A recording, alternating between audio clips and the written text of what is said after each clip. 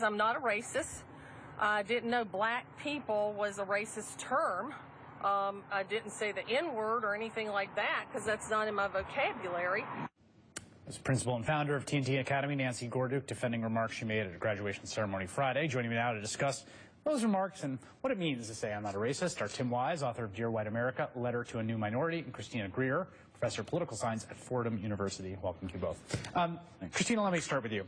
I'm going to play devil's advocate for a second. Sure. So, you know, we live in the era of the omnipresent cell phone video, and everyone's worst moment is captured, right? So those worst moments can be all kinds of things that we see posted on our Facebook page. This was a bad moment for her. Something really ugly was said, but, you know, it's one bad moment. Why are we all ganging up on her? As the principal of a high school that serves predominantly African-American students, and it's their graduation, that is the moment that you've chosen the devil to speak through you. I mean, and also, it's, which story is it, right? Is it that the devil sort of took hold of you and said all these sort of harsh things, or she also argues that she didn't say anything wrong, right? At least she didn't say the N-word. Well, if it's not in your vocabulary, you clearly know about it, right? All racists start with, I'm not a racist. Right. That's just the playbook. And so for someone who is the leader of this school to choose this moment to identify a particular group of people in the way that she did, and sometimes it's not always what you say, it's also how you say it. Right? Keep in mind, she's now stolen something from these children that they can actually never get back, and their families.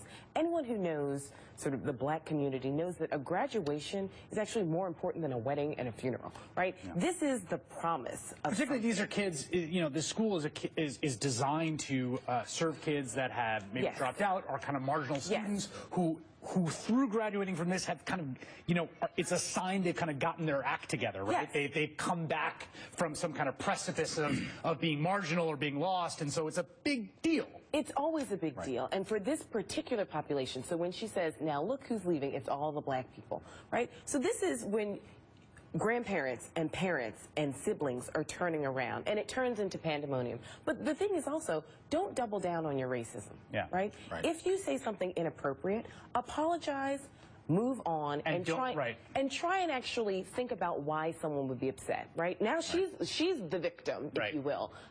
So I think that's the piece where it's like, stop talking and actually listen to why people are upset. Tim, the thing about this video that struck me, aside from the sort of immediate reaction, is the upsetting thought, which I think you just heard from Johnny and his mother a little bit, which is, you know, here's a woman who is working at the school, this is her job, and the upsetting idea to contemplate that actually this is kind of how she thinks about the folks that she works for with, and the students that she is, you know, administering a school to, and that this just was the mask falling as opposed to one thoughtless moment.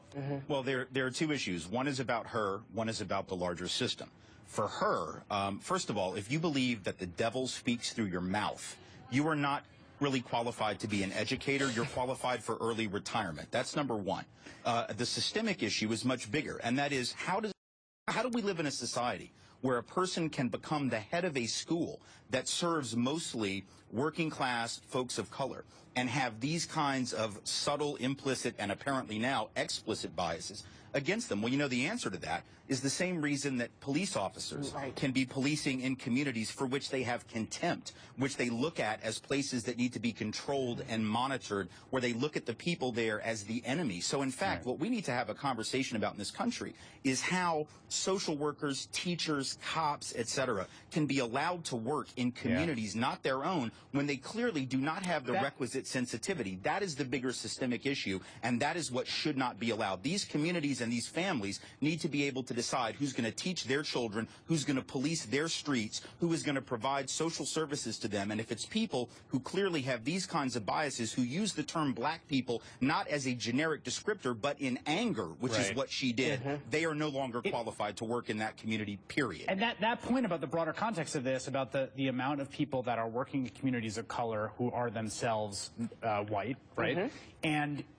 And like this idea of like, well, what are they really thinking? What are what attitudes are they harboring? We saw in this San Francisco Police Department these insanely, unbelievably vile, violent, racist texts from police officers in that community. Or these Facebook posts or these anonymous anonymous sites where police officers can talk about their communities, and teachers have it too, right? Yes. And so, I mean, I think what we're saying... Yeah, I don't want to just limit it to police officers. No, it's because not just police officers, and right? social workers and it's public everyone who defense attorney. I mean, and I think what you said before, she works for these kids in a lot of ways. Yes, she works with them, but, you know, she's providing a service to them. And so this is the fear that many parents have, because their children, especially young children, and we know that there's certain teachers, not all, and I've said this before, view black boys ages 3rd grade and up as the enemy.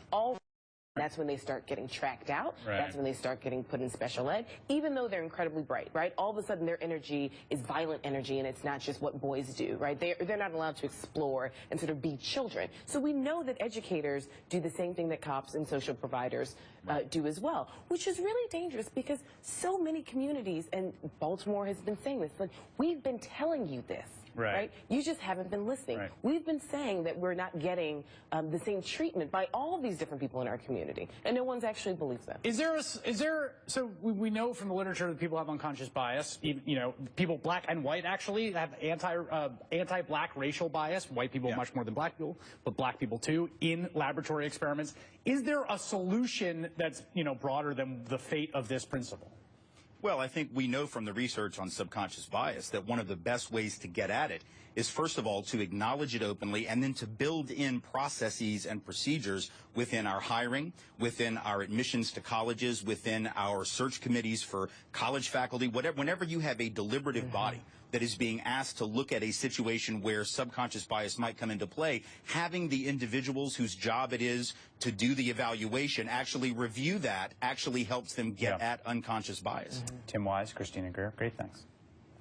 Thank you.